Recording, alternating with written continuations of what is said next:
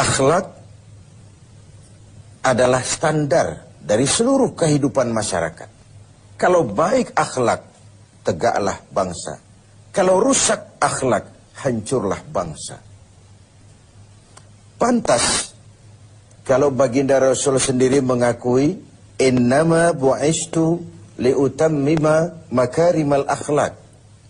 Aku diutus Allah ke alam ini hanya untuk satu tugas saja, yaitu memperbaiki akhlak manusia. Akhlak manusia kepada siapa? Inilah akhlak itu. Totalitas kehidupan manusia cermin dari akhlak. Akhlak manusia kepada Allah, kepada Sang Pencipta. Manusia harus berakhlak kepada Tuhan. Yang kedua, akhlak manusia kepada sesama manusia. Dan yang ketiga, akhlak manusia kepada makhluk Tuhan lainnya di luar manusia. Flora, fauna, dan sebagainya. Satu tugas tapi mencakup 3 dimensi paling pokok dari kehidupan manusia. Atau 3 dimensi pokok kehidupan manusia tercakup dalam satu tugas. Dan tidak bisa ini berjalan secara tidak seimbang. Berakhlak kepada Tuhan tapi tidak berakhlak kepada sesama manusia. Berakhlak kepada sesama manusia tapi tidak berakhlak kepada flora, fauna, kepada ekosistem, kepada lingkungan hidup. Pengabaian terhadap sesuatu akan menimbulkan akibat bagi yang lain. Apa yang kita alami sekarang ini? Terjadi perubahan alam karena ulah manusia sendiri. Akibat kita tidak menjaga akhlak kepada lingkungan di mana kita hidup. Sebuah contoh sederhana, Rasul mengajarkan, man jama'a malan bighairi haqqin sallatahu Allahu bil ma'i wattin. Barang siapa yang mengumpulkan harta dengan cara yang tidak benar, Allah akan membalasnya dengan air dan tanah. Apa artinya ini? Banjir dan longsor. Akibat apa? Akibat ulah manusia. Zaharul fasadu fil barri wal bahri. Bertebaran kerusakan di darat dan di laut. Bima kasabat aydin nas. Akibat ulah. Akibat tingkah laku. Akibat perbuatan manusia itu sendiri. Pertama, kita harus berakhlak kepada Allah. Berakhlak kepada Allah caranya 2. Jangan menyekutukannya dengan sesuatu. Yang kedua, jangan menyembah kecuali hanya dan untuk Dia. Yang kedua, akhlak kepada sesama manusia. Bahkan baginda Rasul menjadikan akhlak ini sebagai kapital, sebagai modal utama dalam perjuangannya membangun masyarakat manusia, dalam perjuangannya melaksanakan tugas-tugas dakwah. Dengan akhlak, dengan pendekatan yang human interest, berdasarkan kepentingan kemanusiaan itu sendiri. Mau sukses di masyarakat, utamakan nilai-nilai akhlak. Lalu yang ketiga, akhlak kepada makhluk Allah lainnya di luar manusia. Rasulullah sebagai teladan buat kita semua, dipuji oleh Allah akhlaknya ini, wa innaka la'ala khuluqin azim. Engkau, wahai Muhammad, benar-benar berada di atas budi pekerti yang luhur dan terpuji. Allah saja memuji. Apalah artinya pujian kita? Akhlaknya dikagumi teman, bahkan lawan sekalipun. Inilah Ramadan.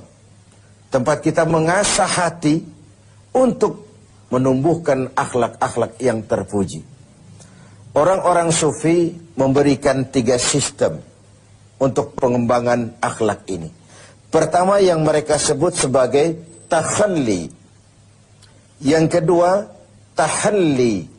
Dan yang ketiga tajalli. Takhalli mengosongkan diri dari sifat-sifat yang tercela.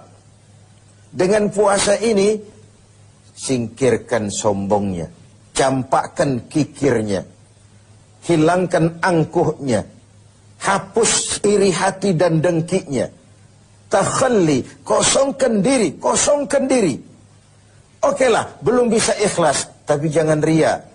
Okelah, belum bisa rendah hati, tapi jangan sombong. Hilangkan dulu, takhalli, mengosongkan diri dari sifat-sifat yang tercela. Kalau diri ini sudah kosong, si sombong hilang, si hasud hilang, si kikir hilang, si ria hilang, si hasud, iri hati dan dengki hilang. Sudah kosong dia, masuk tahapan yang kedua, tahalli. Yang sudah kosong itu hiasi dengan akhlak yang terpuji. Ketika sombongnya hilang, dicampakkan, masuklah si rendah hati, mengisi posisi si sombong. Ketika kikirnya dibuang, masuklah si pemurah, si dermawan, mengisi posisi si kikir itu tadi. Ketika si hasud, si iri hati, si dengki dicampakkan, dibuang jauh-jauh, dan tempat itu kosong, masuklah si ikhlas, mengisi posisinya. Setelah dikosongkan, diisi dengan hal-hal yang terpuji. Buah dari itu nanti akan lahirlah tajalli, nampak kebesaran Allah Subhanahu wa ta'ala. Bahkan Allah tampakkan juga kebesarannya kepada orang-orang yang seperti itu. Jadi ada proses takhalli, ada proses tahalli, dan ada buah yang disebut dengan tajalli. Sebagai sebuah perbandingan saja, saya ingin mengutip tentang sekelumit tentang akhlak Nabi. Tidak kepada temannya, tapi kepada lawannya, kepada musuhnya. Satu siang selesai sholat zuhur, beliau tidur di dekat masjid di Madinah dengan di atas pelepah daun kurma. Datang orang kafir yang memang sudah lama mengintai, kapan Muhammad bersendirian. Dihampirinya Muhammad, dicabutnya pedangnya. Muhammad, kau kemarin bertingkah karena banyak temanmu, sekarang kau sendiri. Kalau saya tebas batang lehermu, siapa yang akan menolong kau? Dengan tenang dan tegar Nabi menjawab, Allah yang akan menolong saya. Mendengar kalimat Allah, si kafir yang bernama Da'sur itu gemetar, keringat dingin bercucuran sebesar-besar biji jagung. Tangannya basah, licin, pedang jatuh ke tanah. Pedang yang jatuh itu diambil oleh baginda Rasul, dibalikkan ke leher Da'sur. Da'sur, kalau sekarang aku yang tebas batang lehermu, siapa yang akan menolongmu? Tidak ada ya Rasul, kecuali kalau kau mau memaafkan saya. Baginda Rasul senyum, ambillah pedangmu, pulang kau, jangan ulangi-ulangi perbuatanmu. Begitu mudah beliau memaafkan orang yang nyata-nyata ingin menghabisi jiwanya. Inilah akhlak itu. Saya ingin berkata sebenarnya, kalau kita baik kepada orang yang memang baik dengan kita, itu normal. Kalau kita baik kepada orang yang memang baik dengan kita, itu harusnya. Itu belum nilai tambah namanya. Nilai tambah adalah apa yang diajarkan Nabi.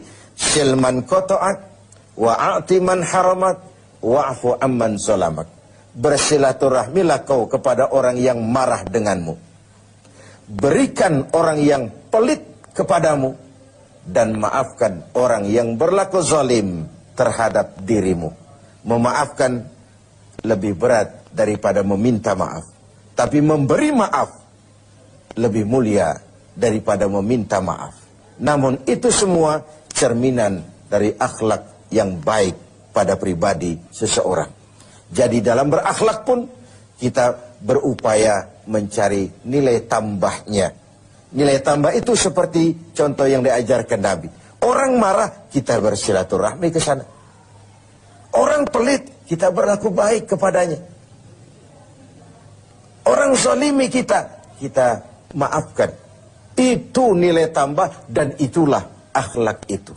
Hendaknya ibadah puasa kita menumbuhkan akhlak-akhlak yang terpuji dan mengikis semua akhlak-akhlak yang tercela.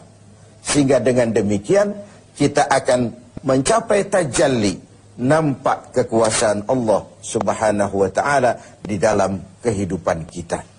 Sungguh suatu bangsa akan tegak dan jaya selama masih punya nilai akhlak. Kalau hancur akhlak, runtuhlah